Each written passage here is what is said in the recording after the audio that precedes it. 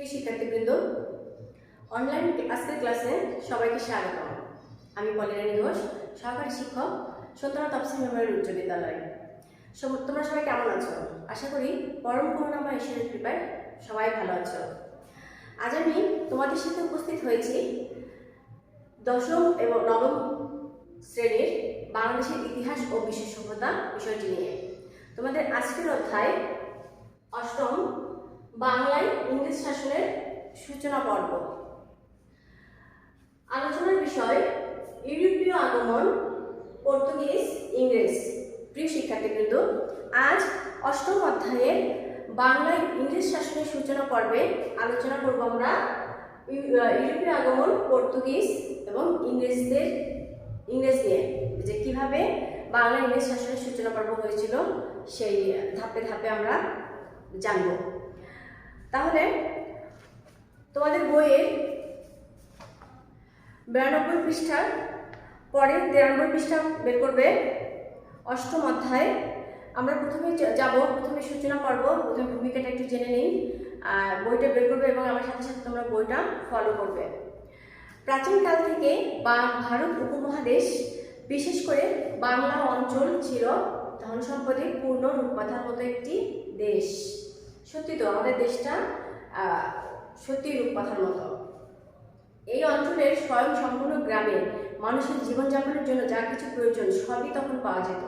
এই স্বয়ং সম্পূর্ণ গ্রামে কৃষকের ক্ষেত ভরা ফসল, গোলা ভরা ধান, পুকুর ভরা মাছ থাকত। কুটির শিল্পেও গ্রাম ছিল সমৃদ্ধ।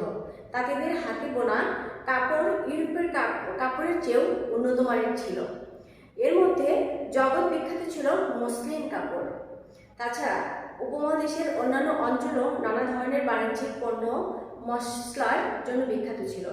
এসব পণ্যের আকর্ষণেই অনেকেই এদেশের সঙ্গে বাণিজ্য করতে এসেছে। ইংরেজ ইস্ট ইন্ডিয়া কোম্পানিও উপমহাদেশে এসেছিল ব্যবসা বাণিজ্য করতে। পরবর্তী সময়ে তারা এদেশের রাষ্ট্র ক্ষমতা দখল করতে সক্ষম হয়। এদেশে আগত অন্যান্য ইউরোপীয় কোম্পানিকে পরাজিত করে এবং স্থানীয় শাসকদের বিরুদ্ধে নানামুখী ষড়যন্ত্র করে কিভাবে ইংরেজ ব্যবসায়ী কোম্পানি এই অঞ্চলে ইংরেজ শাসনের সূচনা করে, বর্তমান অধ্যায়ে সে বিষয়ে আলোকপাত করা হয়েছে। তাহলে এই অধ্যায়ে আমরা ইংরেজরা কিভাবে আমাদের দেশটাকে ইংরেজ শাসনটা কিভাবে সূচনা হয়েছিল আমরা বিস্তারিত জানব।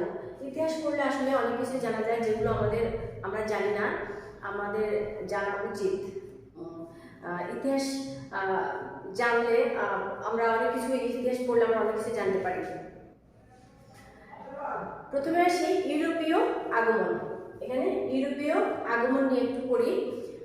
সপ্তম শতক থেকে এই অঞ্চলের সঙ্গে আরব বণিকদের ব্যবসা বাণিজ্য ছিল একচেটিয়া। সপ্তম শতক থেকে এই অঞ্চলের সঙ্গে আরব বণিকদের ব্যবসা বাণিজ্য ছিল একচেটিয়া। তারা বাণিজ্য করত মূলত সমুদ্র পথে। 1453 সালে কনস্টান্টিনোপল উসমানীয় তুর্কিরা দখল করে নেয়। ফলে উপমহাদেশের সাথে জলপথে ব্যবসা বাণিজ্য বন্ধ হয়ে যায়।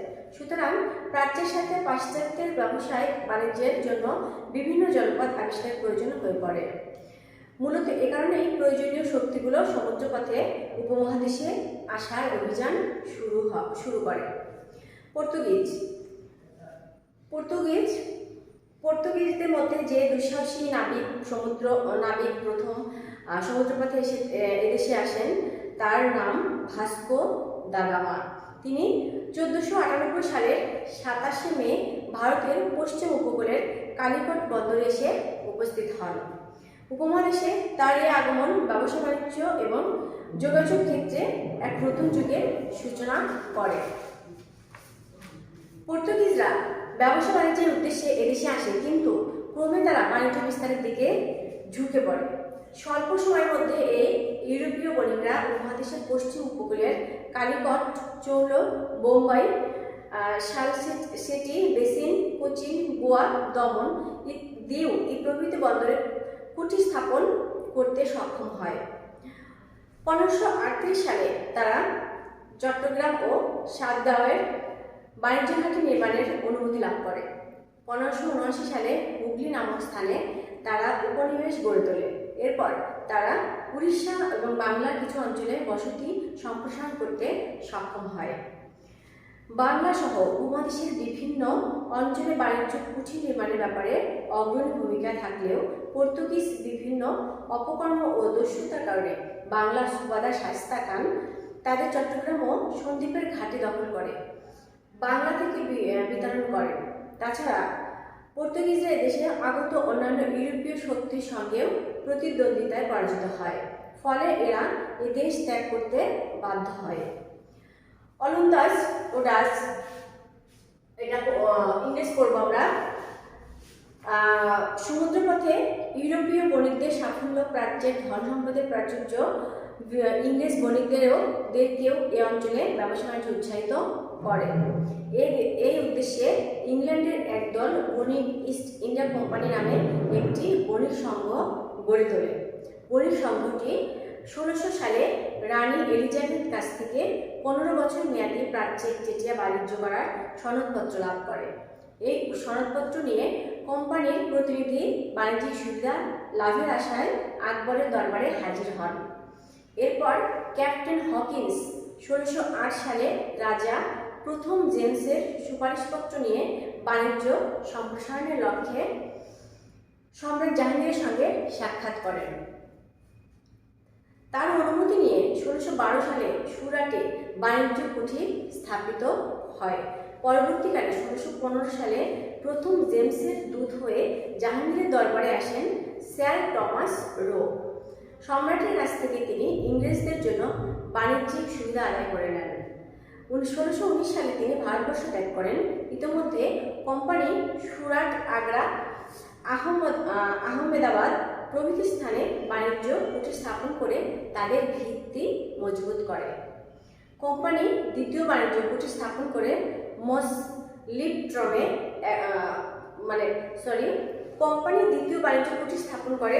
মসলিপট্রমে। এরপর বাংলা বালাসোরে আরেকটি বাণিজ্য কুঠি স্থাপন করে। তাদের শক্তি ক্রমশ বৃদ্ধি পেতে থাকে। এরা করমণ্ডল উপকূলে একটি দুর্গ নির্মাণ করতে সক্ষম হয়। বাংলার সুবাদার শাহ সুজার অনুমোদন লাভ করে তারা 1658 সালে হুগলিতে বাণিজ্য কুঠি স্থাপন করে। এভাবে কোম্পানি কাশিম বাজারে, ঢাকা, মালদহেও বাণিজ্য কুঠি নির্মাণ করে। 1668 সালে ইংল্যান্ডের রাজা দ্বিতীয় চার্লস পর্তুগিজ রাজকন্যা ক্যাথারিনের সঙ্গে বিয়ের যৌতুক হিসেবে লাভ করেন বোম্বাই শহর। অর্থাভাবে চার্লস ইস্ট ইন্ডিয়া কোম্পানির কাছে 50,000 পাউন্ডের বিনিময়ে শহরটি বিক্রি করে দেন। পরবর্তীকালে এই বোম্বাই শহরই কোম্পানির প্রধান বাণিজ্য কেন্দ্রে পরিণত হয়। জব চার্লস নামে একজন ইংরেজ 1690 সালে 1200 টাকার বিনিময়ে কলকাতা, সুতানটি ও গোবিন্দপুর নামে 3টি গ্রামের জমিদারি সত্ত্ব লাভ করেন।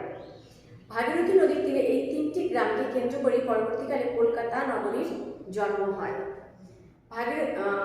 এখানে কোম্পানি 1700 সালে ইংল্যান্ডের রাজা তৃতীয় উইলিয়াম নাম অনুসরণ ফোর্ট উইলিয়াম দুর্গ নির্মাণ করে। ধীরে ধীরে এই ইংরেজদের বাণিজ্যিক স্বার্থ রক্ষা ও রাজনৈতিক স্বার্থ বিস্তারের শক্তিশালী কেন্দ্রে পরিণত হয়।